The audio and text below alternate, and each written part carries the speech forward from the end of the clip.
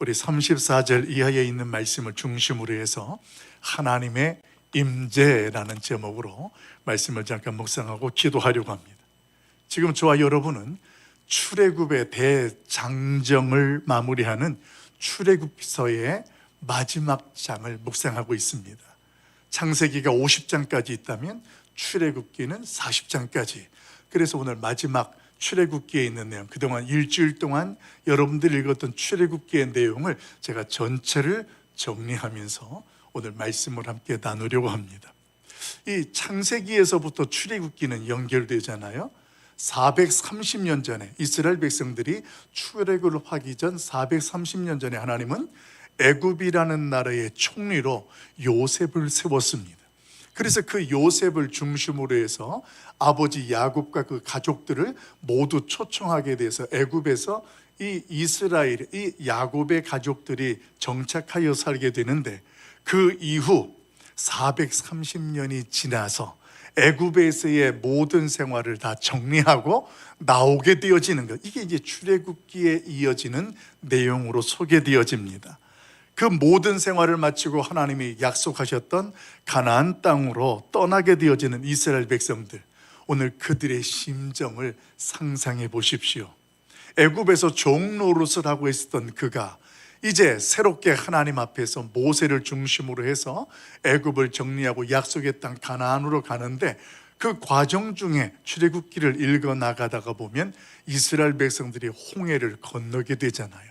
이런 이 홍해의 사건을 경험하면서 이스라엘 백성들은 큰 감동이 있었을 것입니다. 특별히 말이에요, 이 과정 중에 애굽을 떠나기 직전 하나님께서는 그 애굽 땅에 살고 있던 이스라엘 백성들에게 특별한 은혜와 감동들을 경험하게 하셨습니다. 어떻게 경험하게 하셨느냐면, 우리가 아는 것처럼 10가지의 재앙을 이스라엘 백성들과 애굽 사람들이 살고 있는 땅에 내리는데, 그 과정 중에 이스라엘 백성들이 하나님 앞에 감동되어져 깨닫는 은혜는 무엇이었냐면 이거였습니다.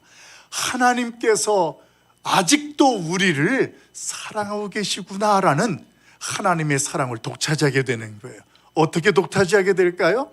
같은 하늘 아래 애굽 땅에 살고 있는데 하나님께서 재앙을 내리는데, 이스라엘 백성들이 있는 곳에는 그 재앙이 내리지 않는 거예요. 애굽 사람들이 있는 곳에만 재앙이 내리고 고통스럽고 비명과 또 그들의 신음소리가 들려지는 그 현실 속에 애굽 사람들은, 그런데 이스라엘 백성들은 하나님이 이렇게 보호하시고 지켜주시는 은혜를 입으니까 그동안 430년 동안 애굽에 종노릇 하던 이스라엘 백성들이 우리를 하나님께서는 아직도 사랑하시는구나 라는 걸 깨닫게 되는 거예요. 그리고 더 나아가서 그들에게 고백되는 것이 무엇이었냐면, 그동안 잃어버리고 살았던 것이 하나 있었어요. 하나님 앞에 택함 받았다라는 선민의식을 그들은 놓치고 잃어버리고 살았는데, 이 애굽 사람들은 고통을 당하는데 자신들은 하나님이 지켜주시고 사랑하시는 걸 보니까 그래도 역시 우리는 하나님 앞에 택함 받은 선민이구나, 얼마나 이 사실이 애굽을 떠나기 직전에 그들이 경험했던 은혜가 컸는지, 그런 은혜와 감동 속에 이제 이들이 애굽을 떠나게 됩니다. 그런데 여러분, 그래서일까 우리가 이 출애굽기라는 걸 떠오르면 그 출애굽기의 핵심 내용을 어떻게 생각하냐면, 마치 이스라엘 백성들이 홍해를 건넜던 사건, 이게 출애굽기서의 전체의 내용처럼 우리가 떠오르게 됩니다. 근데 사실은 부분적으로 그 이야기와 내용은 맞습니다. 그런데 한번 잘 들어보십시오. 출애굽기서의 진정한 핵심 내용은 홍해를 건너는 그 사건보다 성막의 완성에 있다라는 것을 오늘 저와 여러분은 알아야 됩니다. 왜냐하면 말이에요, 이스라엘 백성들이 이제 애굽에서 떠나게 되는 내용이 출애굽기 12장부터 그 앞에는 하나님께서 이제 모세를 부르고 그 모세에게 특별하게 사명을 주고 그러면서 바로와 만나는 그런 내용들, 이 출애굽하기 이전에 준비 과정들이 소개되어져요. 그러다가 12장에서부터 실질적으로 이스라엘 백성들이 애굽에서의 나옴이라는 주제로 12장부터 출애굽에 대한 나옴의 주제가 연결됩니다. 어디까지 연결돼요? 19장까지 나와요. 그러니까 출애굽에 대한 실질적인 내용들은 12장에서 19장까지 나오고 20장부터는 어떤 내용이 소개가 되느냐, 그동안 앞에서의 주제가 나옴이라면 이제는 20장부터는 머뭄이라는 주제로 바뀝니다. 나왔으면 머무는 거예요. 그래서 20장에 보게 되어지면 우리가 아는 것처럼 시내산에 하나님께서 이스라엘 백성들을 다 모으고 만나시고 모세를 통하여서 이제 그동안의 종의 자리에 있었던 이스라엘 백성들이 하나님의 백성으로서 하나님 안에 거할 수 있도록 그 거함 가운데 지키고 행할 계명을 주는 거예요. 그게 20장에 나오는 십계명의 말씀을 주십니다. 이렇게 십계명이라는 말씀을 중심으로 해서 그 다음부터 이어지는데, 그 다음에 이제 출애굽기를 20장부터 읽어 나가잖아요. 그 다음부터 성경 통독하는데 지루하기 시작합니다. 이 홍해를 걷는 것 같은 역동적인 내용은 소개 안 되고 대개 어떤 것들이 그 다음에 나오냐면 지성소에 대한 이야기, 성소에 대한 이야기, 그 성소 안에 들어가는 기구들에 대한 이야기, 그리고 각종 이스라엘 백성들이 지켜야 될 그런 규례적인 내용들, 제사장에 대한 규례, 그리고 성막을 지으라고 하고 그 지어진 것을 가지고 하나님께 봉헌하는 내용, 그게 이 출애굽기 40장에 끝나는 내용들이에요. 그러니까 뭔가 20장까지는 신나게 읽어왔습니다. 홍해를 건너니까 역시 우리 하나님이야. 그런데 나가는데 홍색실로 뭘 만들고 금으로 꽃잎을 만들고, 아니 이런 이야기를 읽어나가니까 이게 통독을 계속 해야 되나 건너뛰어야 되나, 건너뛰자니 목사님이 이걸 건너뛰면 또 건너뛰게 된다겠으니 건너뛸 수는 없고, 그러면서 꾹꾹꾹 읽어나갑니다. 근데 여러분 잘 기억하세요.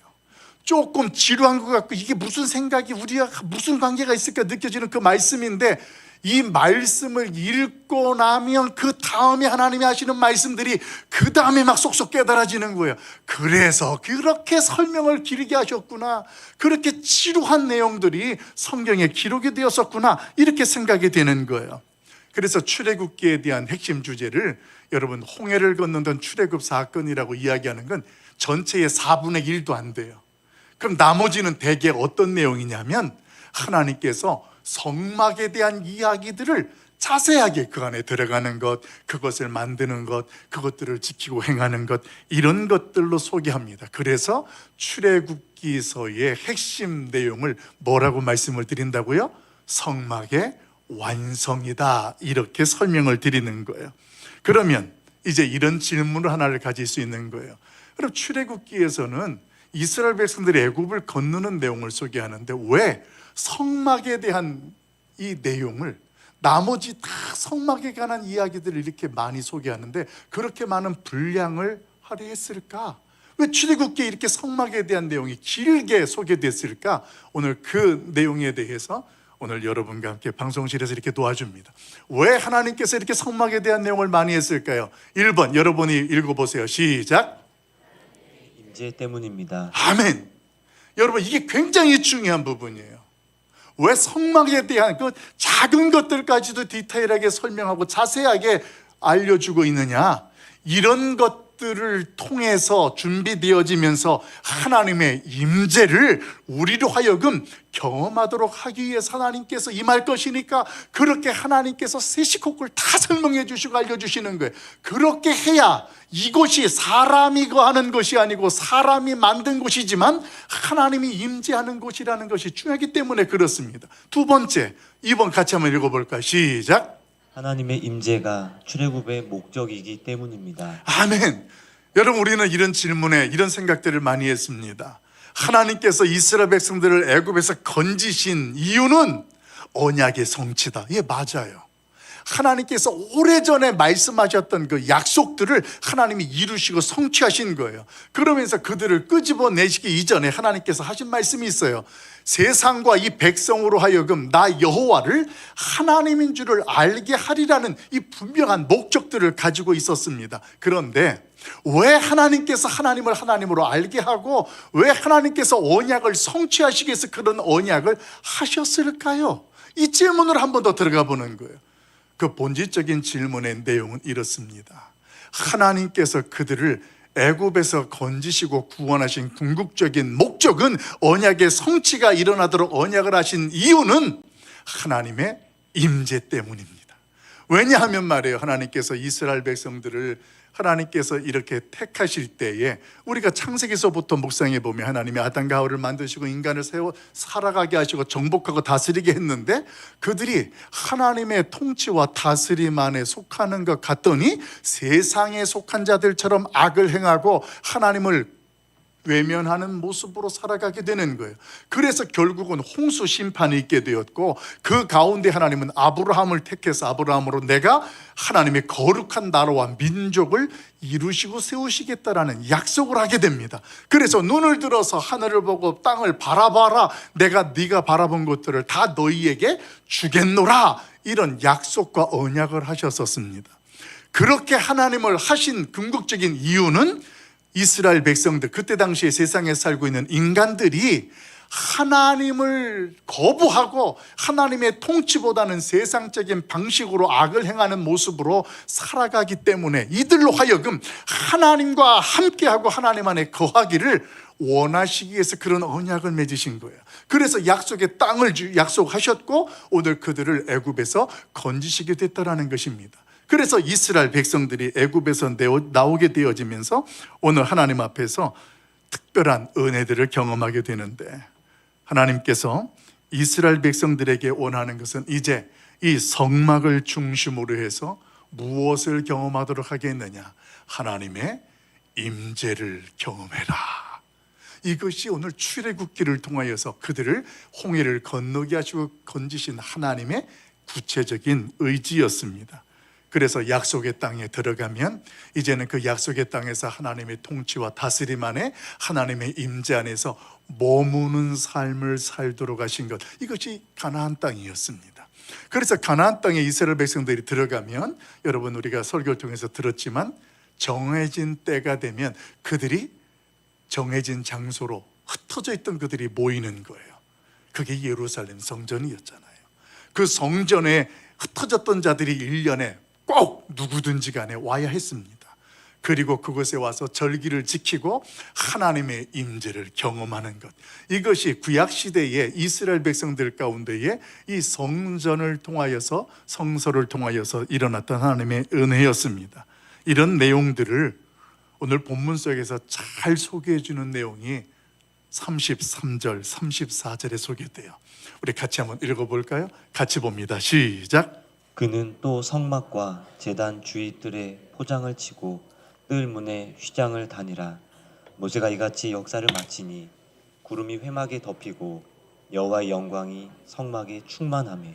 아멘. 여러분 33절에 보게 되어지면 이 표현이라는 성막이라는 단어가 나와요. 33절에 성막이 나오는데 그 다음에 34절을 보여줘 보세요. 34절에는 그 구름이 어디를 덮었다고 그래요? 회막을 덮었다고 해요. 여러분 성경을 읽다 보면 성막도 나오고 회막도 나오고 이게 같은 것 같은데 왜 다른 단어의 의미로 사용되어졌을까? 이렇게 궁금해할 수가 있습니다. 우리 회막이라는 것, 이런 내용은 구체적으로 하나님의 임재를 설명하는 것인데, 그 단어의 의미를 보면 이렇게 됩니다. 이 만남이라는 히브리어가 모에드라는 단어인데, 이 만남이라는 말과 장막이라는 말이 합쳐진 거예요. 이런 합성어가 무슨 말이 되냐면 회막이라는 말이 되는 거예요. 그러니까 회막이라는 말 안에는 장막도 있고 만남도 포함된 거, 이것을 쉽게 우리가 이해하는 말로 설명을 하면 어떻게 돼요? 회막은 하나님을 만나는 장소를 회막이라고 하는 거예요. 그러니까 회막 이럴 때는 이미 그 말 안에 하나님의 임재가 그 안에 충만한 거예요. 그래서 하나님의 임재가 있다라는 것은 그 하나님께서 우리 인간들을 만나주시는 그런 장면이고 만나주시는 장소이고, 이런 것들로 선포되는 것이 회막으로 소개되고 있습니다. 사랑하는 여러분, 이렇게 33절에 소개되어졌던 장막이 34절에 회막이라는 것으로 바뀌게 되어지는 근본적인 이유는 오늘 이스라엘 백성들과 하나님이 그들을 만나주시기 위해서 하나님이 찾아오셨고 오늘 그들 가운데에 친히 역사하신다라는 것을 설명하기 위해서 성막에서 회막이라는 단어를 바꾸시면서 설명되어집니다. 그래서 34절에 보게 되어지면 구름이 회막을 덮이고 여호와의 영광이 장막에 충만하더라 이렇게 설명되는데, 그 말의 깊은 뜻은 이제 이곳은 하나님께서 택한 백성들을 만나기에 친히 찾아오셨더라, 하나님의 임재를 선포하는 메시지가 33절과 34절로 이어지고 설명된다라는 거예요. 여러분, 그동안 하나님께서는 이스라엘 백성들 가운데 어떤 모습으로 함께 하셨느냐 하면 구름 기둥과 불 기둥이라는 것으로서 하나님의 임재를 백성들로 하여금 가시적으로 보여주셨습니다. 하나님이 함께하는 것들을 그들이 잘 느끼지 못하니까 구름 기둥이라는 불 기둥이라는 걸 통해서 이스라엘 백성들로 오늘 하나님이 우리가 함께 계신다라는 것을, 임재하신다라는 것을 알게 하셨다라는 거예요. 그래서 구름 기둥이 성막에서 떠서 움직이면 이스라엘 백성들이 광야길을 다 옮겨가는 거예요. 그러다가 구름 기둥이 멈추면 그 자리에 그들이 멈추어서 하나님께서 또 우리를 언제 일어나고 움직이게 하실까까지 기다리는, 오늘 그런 모습으로 그렇게 살아갔었습니다. 그러니까 이 광야의 여정 가운데 이스라엘 백성들의 모습은 어떤 모습이냐면 자기들 마음대로 가고 싶은 대로 가고 자기들이 머무르고 싶은데 머무르는 그런 삶이 아니었습니다. 여러분, 여기에 굉장히 중요한 비밀이 담겨 있는 거예요. 어떤 비밀이 담겨 있냐면 하나님의 임재라는 것이 무엇이고 그리고 신앙생활이라는 것이 무엇인지를 이 광야의 여정에 하나님의 임재를 상징하는 구름 기둥과 불 기둥이 그 백성들을 이끌어가는 여정 속에 그게 담겨 있고, 그게 저와 여러분으로 깨닫게 한다는 것입니다. 하나님의 임재를 경험하는 사람들이 어떤 사람입니까?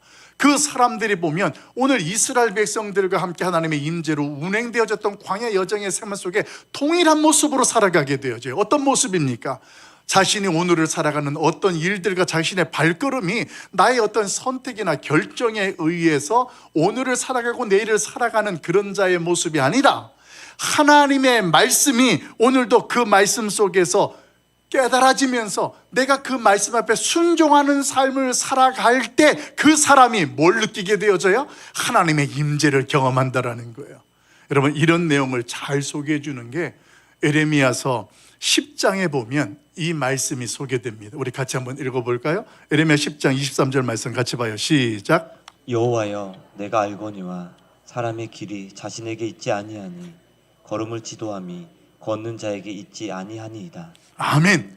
여러분, 지금 성경에서 뭐라고 선포합니까? 우리의 걸음이 우리의 미래라고 이야기하는 거죠. 우리의 앞날들이, 내가 살아가는 순간순간들이 우리에게 달려있는 것이 아니라는 이야기를 합니다. 내가 선택하고 내가 결정해서 살아가는 인생이 아니라 성경은 뭘 알려주고 있냐면 나의 발걸음을 인도하시는 그 누군가가 있다라는 거예요. 그 누군가가 지금까지 나의 발걸음을 여기로 인도해 놓으셨고, 그리고 그 누군가가 이후에 우리의 인생도 우리의 발걸음도 이끌어 가신다라는 것을 선포하는 게 에레미야서에 있는 10장의 23절 말씀이에요. 여러분, 오늘 이 말씀 앞에서 우리는 주님께서 우리의 인생 가운데에 구름 기둥과 불 기둥이 되셔서 오늘 우리와 함께 하시고 우리를 인도해 주시지 아니하시면 나는 자꾸만 다른 길로 빠지게 되어지고 세상 길로 갈 수밖에 없는 나약한 존재라는 사실을 인정해야 합니다. 이것을 내가 알게 되어지면 오늘 하나님 앞에서 우리의 모습들이 달라지는 거예요. 그런데 이스라엘 백성들이나 오늘날 저와 여러분의 모습을 보면 말씀을 통해서 하나님께서 구름 기둥과 불 기둥으로 함께 하시고 우리를 인도하시는데 우리는 그 과정 속에 이스라엘 백성들처럼 늘 불평하고 원망을 합니다. 그러면서 하나님의 말씀을 들려주어도 불순종합니다. 왜냐하면 내가 원하는 쪽에 길이 열려지지 않는 거예요. 기도를 해도 내가 하나님께 간절히 소망을 가져도 하나님께서 엉뚱한 길로 열어주시는 거예요. 근데 그 길이 만만하지가 않은 거예요. 너무 고달픈 거예요. 저 사람은 저렇게 행복하게 사는데 왜 나는 이렇게 고달픈 인생을 살아갈까 하니까 하나님 앞에서 오늘 하나님이 나와 함께 하시는 말씀으로 구름 기둥과 불 기둥처럼 우리에게 깨닫게 하시고 인도하시는데 거기에서 원망도 나오게 되고 심지어는 불평하는, 불순종하는 우리의 모습들이 일어나게 되고 나타나게 된다는 사실입니다. 여러분, 저는 이 시간에 이곳에서 다시 한번 저와 여러분이 하나님의 임재를 경험할 수 있길 예수님의 이름으로 축원합니다. 그분이 지금 우리를 이곳으로 인도하셨습니다. 그리고 그분이 오늘 이후도 저와 여러분을 지키시고 인도하여 주실 줄로 믿습니다. 여러분, 하나님의 임재는 구약시대나 신약시대뿐 아니라 이 시대에도 저와 여러분에게 하나님은 우리를 만나고 싶으셔서 하나뿐이 없는 아들 예수 그리스도를 이 땅에 보내셨습니다. 그리고 그 예수 그리스도를 교회의 머릿돌이 되게 하셔서 교회를 세우시고 오늘 그곳에서 저와 여러분을 만나 주시는 줄로 믿습니다. 오늘 그 주님께서 이 교회의 머리가 되셔서 그분을 만나 주시는 장면이 어떤 내용이냐면 예배예요. 하나님 앞에 우리가 찬송을 드리고 우리가 하나님께 기도하고 말씀을 듣는 예배 가운데에 하나님의 임재가 충만하게 임하게 되는 줄로 믿습니다. 요즘에 극장가 신의 악단이라는 영화가 우리 기독교 영화인데요, 요즘 극장가에서 상영되고 있습니다. 우리 자식분들, 어르신들 효도하는 마음 가지고 영화 다 보러 한번 가세요.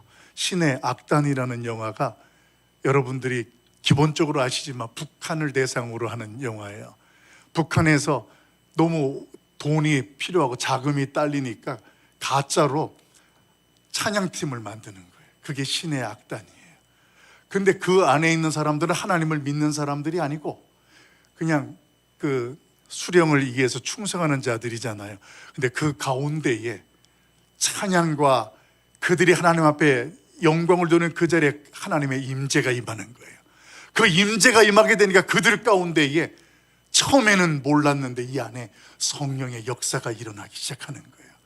그래서 맨 처음에는 돈 벌기 위해서 하던 그들의 찬양이 그들의 고백으로 바뀌어지는 거예요. 그래서 영화 중에 복음성가나 찬송가가 그렇게 찬양 집회처럼 많이 나오는 영화가 없었습니다. 볼만하고 재미있습니다. 한번 보십시오. 그 영화를 보시면서 경험하고 느끼게 될 게 뭐냐? 하나님의 임재예요. 그곳에도 하나님의 임재가 있더라는 거예요. 여러분, 우리의 예배 가운데에 오늘도 우리 신의 악단 버금가는 우리 예배 사역자들이 찬양을 하는데 여러분들이 함께 박수치면서 찬양하는데 하나님의 임재가 이곳에 막 충만하게 임하는 거예요. 여러분들이 찬양할 때, 기도할 때 하나님 앞에 내가 하나님이 나와 함께 하신다라는 것을 확신하는 임마누엘 신앙으로 고백하고 찬양하면 하나님께서 내가 너를 사랑한다, 이게 하나님의 임재로 경험되는 거예요. 하나님의 임재가 경험되는 걸 우리는 은혜 받았다고 표현하는 거예요. 하나님의 은혜를 경험하면 지치고 힘들었던 내가 예배를 딱 끝나고 나면 힘이 나는 거예요. 이게 영적인 부흥이라고 이야기를 해요. 원아홉개는 우리 가락성산교회 드리는 모든 예배에 하나님의 임재가 충만하고 그 하나님의 임재로 우리의 개인 한 사람 한 사람의 영광과 영원히 회복되어질 뿐만 아니라 교회 부흥으로 이어지는 역사가 일어나길 예수님의 이름으로 축원합니다. 오늘 그러면서 저와 여러분이 깨닫게 되어지는 것, 우리에게 출애굽은 이미 시작이 되었다라는 거예요. 이스라엘 백성들에게 홍해를 건너는 사건이 있었다면 저와 여러분은 죄와 허물과 사망의 늪에서 예수님이 우리를 건져주셨다라는 거예요. 그래서 이미 저와 여러분에게는 출애굽이 시작이 된 거예요. 우리 말씀 한번 읽어볼까요? 우리 38절 말씀 같이 읽어봅니다. 시작. 낮에는 여호와의 구름이 성막 위에 있고 밤에는 불이 그 구름 가운데 있음을 이스라엘의 온 족속이 그 모든 행진하는 길에서 그들의 눈으로 보았더라. 아멘. 여러분, 출애굽을 경험한 이스라엘 백성들에게 하나님이 원하셨던 것이 딱 하나가 있었습니다. 그게 출애굽의 주제잖아요. 하나님이 원하셨던 것들이 뭘까요? 그들이 하나님의 임재 안에 거하는 거였어요. 그래서 하나님은 그들에게 하나님이 함께하는 것을 보여준 거예요. 구름 기둥으로, 불 기둥으로, 어떤 때로는 기적과 능력으로 보여주셨던 것입니다. 그래서 오늘 성막에 대한 내용이 출애굽기에 보게 되어지면 절반 이상 소개되어지는 이유이기도 한 것입니다. 그런데 그 하나님께서 이스라엘 백성들을 그렇게 출애굽을 하시고 원하시는 것이 있었던 것처럼 우리에게도 그 하나님이 원하시는 것이 있다라는 거예요. 우리를 구원해서 멈추고 끝나는 것이 아니라 뭐라고 말씀하시느냐면, 얘야, 나는 너의 삶 속에 함께 있고 싶다. 할렐루야. 그래서 예수의 이름을 임마누엘이라 하라 말씀 우리가 이미 묵상했습니다. 그럼 여기서 이제 우리 한 가지 질문이 생기는 거예요. 분명히 예수님을 믿으면 예수 이름 안에 임마누엘 하나님이 함께 하신다고 하는데, 왜 우리는 예수님이 함께 하는 것을 믿는데 그 임재를 경험하지 못할까? 이게 우리에겐 굉장히 큰 딜레마가 되는 거예요. 네, 여러분, 요한계시록 3장 20절 말씀에 보면 그 이유를 우리로 깨닫게 합니다. 우리 장로님이 아까 말씀하셨잖아요.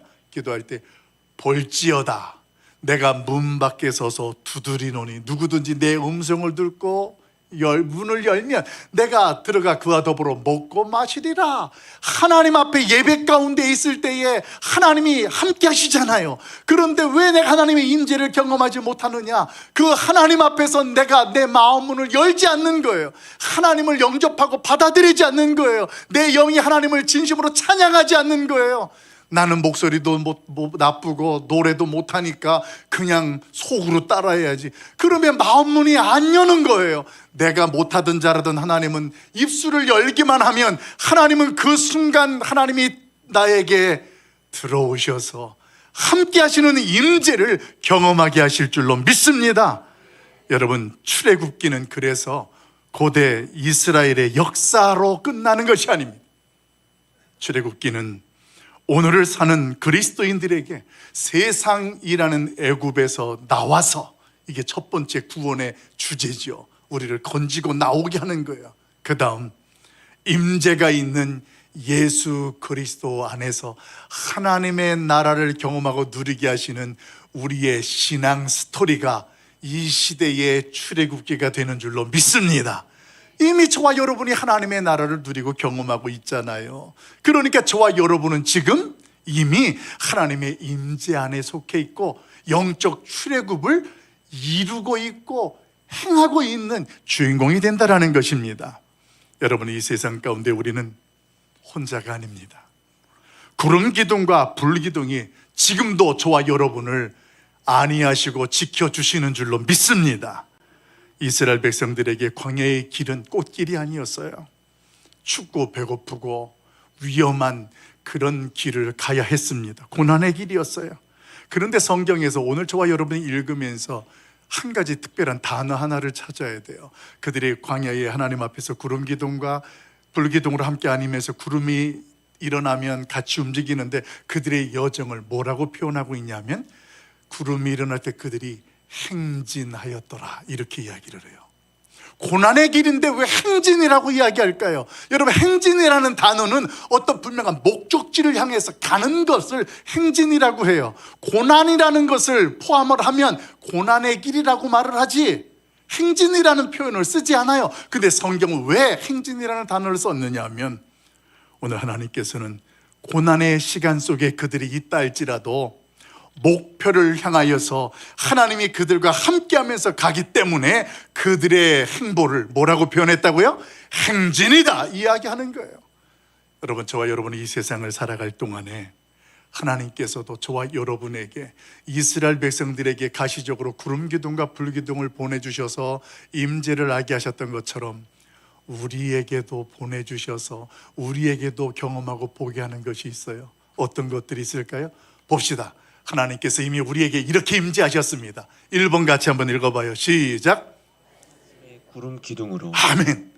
하나님의 말씀이 우리 가운데 이미 주셔서 그 말씀이 우리를 가게 하고 멈추게 하는 구름 기둥이 되셨다라는 것입니다. 그래서 우리가 성경 통독을 하면서 그 말씀 앞에 깨달아지는 거예요. 그렇구나. 그때 구름 기둥의 임재가 경험되어지고, 하나님의 말씀이 내가 이렇게 해야 되겠다. 그 다음에 또 하나님께서 우리에게 보내주셨던 또 두 번째가 있죠. 두 번째 읽어봐요. 시작. 성령의 불기둥으로 우리 안에 성령님을 보내주셔서 우리를 감화감동시키는 거예요. 그래서 내가 하나님 앞에서 세상의 차가운 시선에 지쳐 있었을 때 성령님께서 우리를 위로해 주시는 거예요. 많이 힘들지? 두려워하지 마. 내가 너와 함께 하잖아. 그러면서 하나님의 임재를 경험하게 하는 것입니다. 여러분, 우리 영안을 열어서 보십시오. 나를 중심으로 일하시는 하나님의 손길이 보이실 줄로 믿습니다. 불안한 밤을 지내고 계십니까? 오늘 성령으로 함께 하시는 불기둥을 보십시오. 불안하면 불기둥을 보십시오. 하나님은 여전히 우리를 보호하시고 지키고 계십니다. 이제 우리의 신앙 속에 출애굽은 이미 시작이 되었습니다. 그분의 임재를 눈으로 보면서 한 주간도 당당하게 살아나가는 저와 여러분, 우리 모두가 될 수 있기를 예수님의 이름으로 간절히 축원합니다. 우리 같이 찬양 드리고 잠깐 기도할까요?